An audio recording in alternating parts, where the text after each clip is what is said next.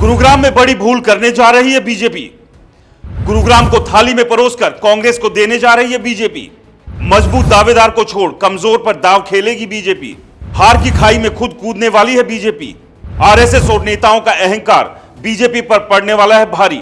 नमस्कार दोस्तों, मेरा नाम है राज के वर्मा और आप देख रहे हैं रिपोर्टर जी। अगर आपने रिपोर्टर जी चैनल को सब्सक्राइब नहीं किया तो आपसे रिक्वेस्ट है कि चैनल को सब्सक्राइब जरूर कर लीजिएगा और लाइक और कमेंट्स करना तो भूलिए ही मत। चलिए एक बार फिर से हरियाणा विधानसभा चुनाव की बात करते हैं। हरियाणा विधानसभा चुनाव को लेकर सबसे ज्यादा गहमा गहमी अगर कहीं है तो वो दिल्ली में है, और ये गहमा गहमी अगर किसी चीज के लिए है तो वो है टिकट पाने के लिए। और साथ ही साथ टिकट किसे दी जाए, किसकी काट ली जाए, इस पर भी पार्टियां जो है लगातार विचार कर रही है। और इस सब के साथ साथ अब कहीं ना कहीं धीरे धीरे वो सिलसिला भी शुरू होने जा रहा है, यानी कि वो सिलसिला जब जिन नेताओं को टिकट नहीं मिलेगी उन पार्टी से वो किसी दूसरी पार्टी का रुख करेंगे। और ये नंबर आने वाले कुछ घंटों में, कुछ दिनों में बड़ा हो सकता है।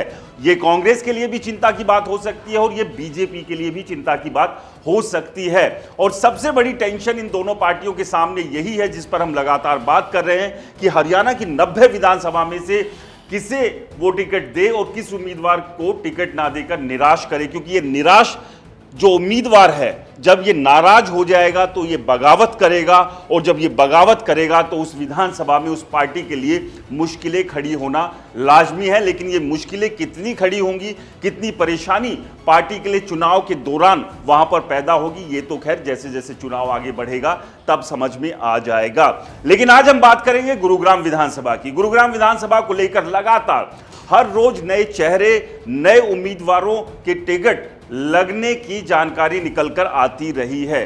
कभी स्वामी धर्मदेव, कभी नवीन गोयल, कभी सुधीर सिंगला, कभी रामअवतार उर्फ बिट्टू और कभी मुकेश शर्मा, इसके अलावा जीएल शर्मा, गार्गी कक्कड़, तो तमाम ऐसे नाम हैं जिनके नामों पर लगातार पिछले 2 सप्ताह से तेजी से चर्चाएं हो रही थी। लेकिन इस सब के बीच अब एक जो जानकारी निकल कर आ रही है कि बीजेपी कुछ ऐसा करने जा रही है जिससे बीजेपी के लिए गुरुग्राम हारना लगभग तय माना जा रहा है। यानी कि कुछ ये हालात ऐसे बने हैं कि विनाश काले विपरीत बुद्धि।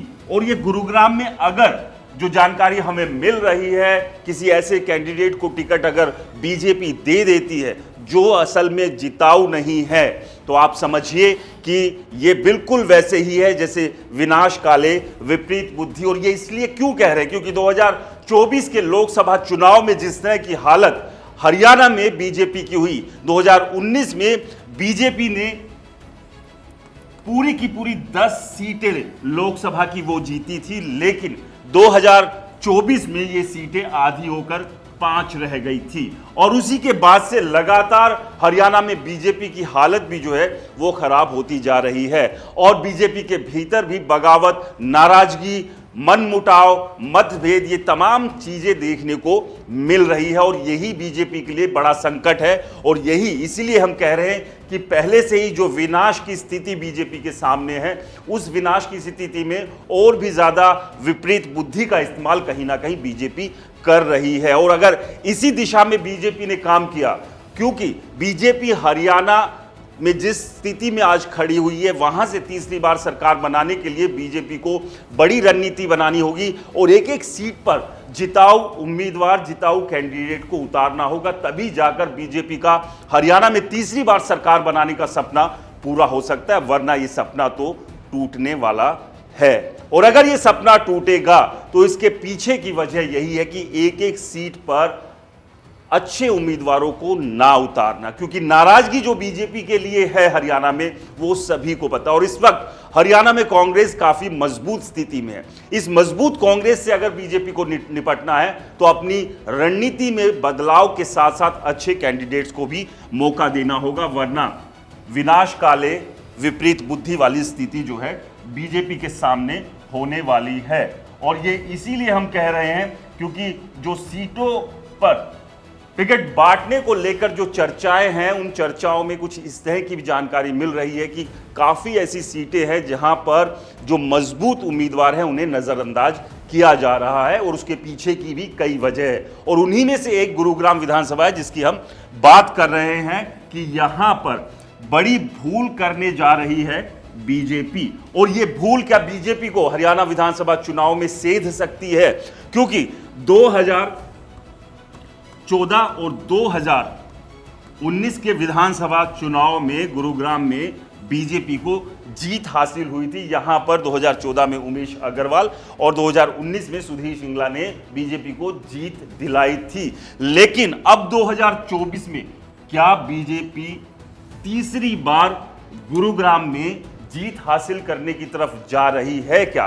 क्योंकि जो सपना हरियाणा के लिए बीजेपी देख रही है, वो सपना उस सपने में गुरुग्राम भी आता है। तो क्या तीसरी बार हरियाणा की गुरुग्राम विधानसभा में बीजेपी का विधायक बनने जा रहा है? लेकिन जो चर्चा है, जिस कैंडिडेट को फाइनल करने की दिशा में बीजेपी जा रही है, वहां से ऐसा लग रहा है कि शायद बीजेपी कोई बड़ी भूल कर सकती है, क्योंकि बीजेपी के पास कई ऐसे चेहरे हैं जो जिताऊ है, जो मजबूत है, लेकिन उन्हें छोड़कर जो जानकारी निकल कर आ रही है, किसी नए चेहरे की तरफ बीजेपी रुख कर सकती है।